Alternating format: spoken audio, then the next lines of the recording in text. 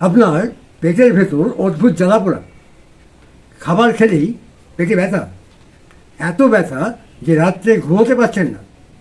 জানেন কি এগুলো কোনো মারাত্মক রোগের লক্ষণ হতে পারে? সেই রোগটার নাম গ্যাস্ট্রাইটিস। এই গ্যাস্ট্রাইটিস আসলে কী, কেন হয়, বা এই গ্যাস্ট্রাইটিস থেকে কী করে সহজে মুক্তি পাওয়া যায়, আজকে সেই নিয়েই আমার ভিডিওটি স্কিপ না করে সম্পূর্ণ ভিডিওটি প্রথম থেকে শেষ পর্যন্ত মনোযোগ সহকারে দেখতে থাকুন। আশা করছি এই ইনফরমেশন ভিডিও থেকে আপনার জীবনটা বদলে যেতে পারে, আপনি ব্যাপকভাবে উপকৃত হতে পারেন। হ্যাঁ, প্রথমেই জানাবো গ্যাস্ট্রাইটিস কী। এই গ্যাস্ট্রাইটিস কী বুঝতে গেলে সবার আগে আমাদের স্টমাক বা পাকস্থলীর অন্তর্গঠনটা একটু বুঝে নেওয়া দরকার। পাকস্থলী হলো একটি পেশিবহুল ফাঁপা অঙ্গ, যা খাদ্যনালী ও ক্ষুদ্রান্তের মধ্যে অবস্থিত, যেখানে খাদ্য রাসায়নিক ও যান্ত্রিক প্রক্রিয়াকরণের মাধ্যমে কাইমে পরিণত হয়। একটি পাকস্থলীর প্রধান 4টি বিভাগ। এই অংশটাকে বলা হয় কার্ডিয়াক রিজিয়ান। এটি পাকস্থলীর ওপরের অংশ, যেখানে খাদ্যনালী এসে যুক্ত হয়। বাম দিকে অবস্থিত এই গোলাকার অংশটাকে বলা হয় ফান্ডাস। এটি ডোম শেপেড স্ট্রাকচার, যা সাধারণত গ্যাসে ভর্তি থাকে। সবচেয়ে বড় এই অংশটাকে বলা হয় বডি। ফান্ডাসের নিচে এটি অবস্থিত, এখানে খাদ্য এসে জমা হয় এবং পাচন ক্রিয়া সম্পন্ন হয়। আর এই অংশটাকে বলা হয় পাইলোরাস। এটি পাকস্থলীর নিচের অংশ, যা ক্ষুদ্রান্তের সাথে যুক্ত থাকে। এবার পাকস্থলীর ওয়াল বা প্রাচীরটা বুঝুন। প্রাচীরে থাকে 4টি স্তর। পাকস্থলে সবচেয়ে উপরে থাকে পেরিটোনিয়াম স্তর, তার ভেতরে থাকে পেশি দ্বারা গঠিত স্তর, যা 3টি স্তরে সজ্জিত থাকে এবং খাদ্যকে মিশ্রিত করতে ও পরিপাকৃত খাদ্যকে ঠেলে দিতে সাহায্য করে। এই স্তরের ভেতরে থাকে সাব মিউকাস স্তর। এখানে রক্ত ও লসিকা নালী এবং নার্ভের প্লেক্সাসগুলো অবস্থান করে এবং সবচেয়ে অভ্যন্তরে থাকে মিউকাস লেয়ারের মিউকাস মেমব্রেন স্তর এবং গ্যাস্ট্রিক জুস, এখানে গ্ল্যান্ডগুলি অবস্থান করে।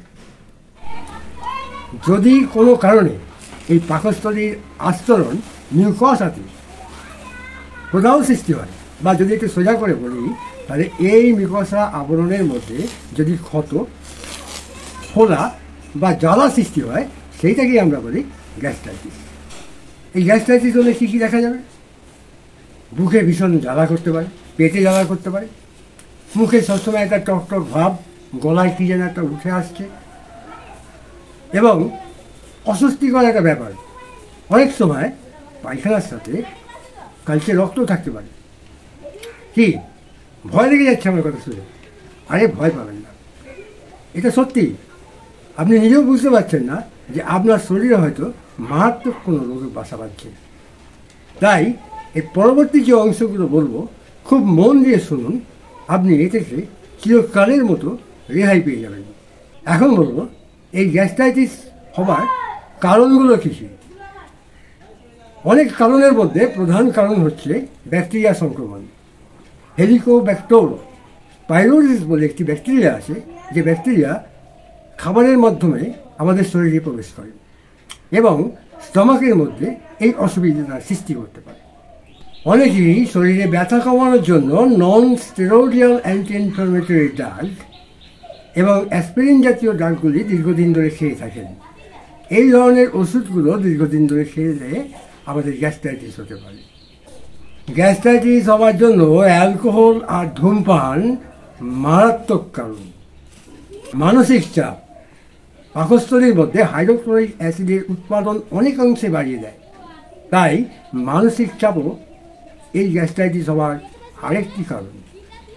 এছাড়া অনিয়ন্ত্রিত জীবনযাপন এবং অস্বাস্থ্যকর খাদ্য গ্রহণ। আমরা যত দিন যাচ্ছে ফাস্টফুডের প্রতি আমাদের ঝোঁক অনেক বেড়ে যাচ্ছে।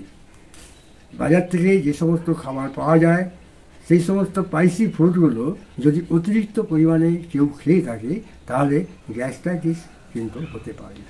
এছাড়াও অন্য দুটি আনকমন কারণ হচ্ছে রেডিয়েশন যদি কেউ অত্যধিক পরিমাণে বারবার নেয় তাহলে তার গ্যাস্ট্রাইটিস হতে পারে, এবং ন্যাসো গ্যাস্ট্রিক যে পাইপ বা টিউব আছে সেই টিউবে যদি কোনো আঘাত লাগে তাহলে গ্যাস্ট্রাইটিস হওয়ার সম্ভাবনা থাকে। এইবার বলবো চিকিৎসা করো। চিকিৎসার অনেক ভালো ভালো পদ্ধতি আছে, তার মধ্যে 3টি অতিরিক্ত ভালো পদ্ধতির কথা আমি আপনাদেরকে জানাবো। 1 নম্বর পদ্ধতি, আপনি নিজের লাইফস্টাইলটাকে বদলে ফেলুন। যে সমস্ত কারণগুলো শুনলেন এই রোগটার জন্য দায়ী, সেই সমস্ত কারণগুলোকে জীবন থেকে সরান আগে। প্রথম কথা, অ্যালকোহল ধূমপান থেকে বিরত থাকুন। পুষ্টিকর সহজপাচ্য খাবার খান। বাইরের খাবার, ভাজা ভুজি, স্পাইসি ফুড, অত্যধিক তেল মশলা জাতীয় খাবারগুলোকে জীবন থেকে বর্জন করুন। অতিরিক্ত পরিমাণে ব্যথার ওষুধ কখনোই নয়। অ্যাসপিরিন জাতীয় ওষুধ খুব অল্প পরিমাণে ডাক্তারবাবুর পরামর্শ ছাড়া নিজেরা কিনে খেতে যাবেন না। আর কি, মানসিক স্ট্রেসটাকে অবশ্যই কমাবার চেষ্টা করুন। এবার বলি ভেষজ ওষুধ। অম্লতা কমাতে আমলকি জরুরি হয়, তাই প্রতি খাবারের পর একটুখানি আমলকির কুঁচো জোয়ান দিয়ে অবশ্যই খেতে পারেন। এতে আপনার অম্লতা বা অ্যাসিডের পরিমাণ অনেকটাই কমবে। মিউকোসা আবরণকে রক্ষার জন্য যষ্টি মধু খেতে পারেন। অশ্বগন্ধা খেলে মানসিক স্ট্রেস কমে।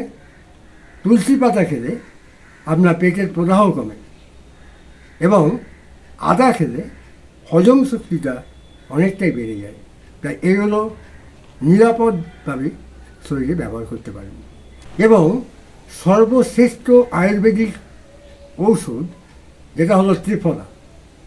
ত্রিফলা আপনি রোজ খেতে পারেন, যেটা আপনার গ্যাস্ট্রাইটিস, গ্যাস, অম্বল, কোষ্ঠকাঠিন্য সব কথাকেই শরীর থেকে আউট করে দেবে। আয়ুর্বেদিকের পর যদি অ্যালোপ্যাথি ট্রিটমেন্টের কথা বলেন তাহলে প্রথমেই আসে অ্যান্টাসিডের কথা। এই অ্যান্টাসিড অম্লভাগ কমায় এবং জ্বালা কমাতে সাহায্য করে। বাজারে বিভিন্ন রকমের অ্যান্টাসিড পাওয়া যায়। মিউকোসা আবরণকে রক্ষার জন্য দেওয়া হয় সাইকো প্রোটেকটিভ ড্রাগস, যেমন সুক্রালফেট, এই জাতীয় ওষুধ খুব ভালো কাজ করে। এটির হার কমানোর জন্য প্রোটন পাম্প ইনহিবিটর যেমন প্যান্টাপ্রাজল, ওমিপ্রাজল, র্যাবিপ্রাজল গ্রুপের ওষুধগুলো খুব ভালো কাজ করে। পাইলোরি ব্যাকটেরিয়া সংক্রমণে দেওয়া হয় অল্প ডোজে বিভিন্ন রকমের অ্যান্টিবায়োটিক ওষুধ। এগুলো একটা কোর্স আছে, কোর্স অনুযায়ী খাওয়া উচিত। তবে এই সব ওষুধ ডাক্তারবাবুর পরামর্শ ছাড়া কখনোই নিজে ট্রাই করতে যাবেন না। যদি বোঝেন যে আপনার প্রবলেমটা খুব বাড়াবাড়ি, তাহলে অবশ্যই কোনো ভালো ডাক্তারবাবুর পরামর্শ নেন। একদমই ভয় পাবেন না। নিজেকে একটু পরিবর্তন করতে পারলেই আপনি এই গ্যাস্ট্রাইটিসের সমস্যা থেকে অবশ্যই বেরিয়ে আসতে পারবেন এবং গ্যাস্ট্রাইটিসকে অতি সহজেই জয় করতে পারবেন। ভিডিওটি যদি ভালো লাগে থাকে তাহলে একটা লাইক করুন, শেয়ার করে আরও 5 জনের কাছে ছড়িয়ে দিন এবং সাবস্ক্রাইব করে পাশে থাকুন, কারণ এর পরবর্তীতে আমি আনতে চলেছি আরও সুন্দর সুন্দর ইনফরমেটিভ ভিডিও। নমস্কার।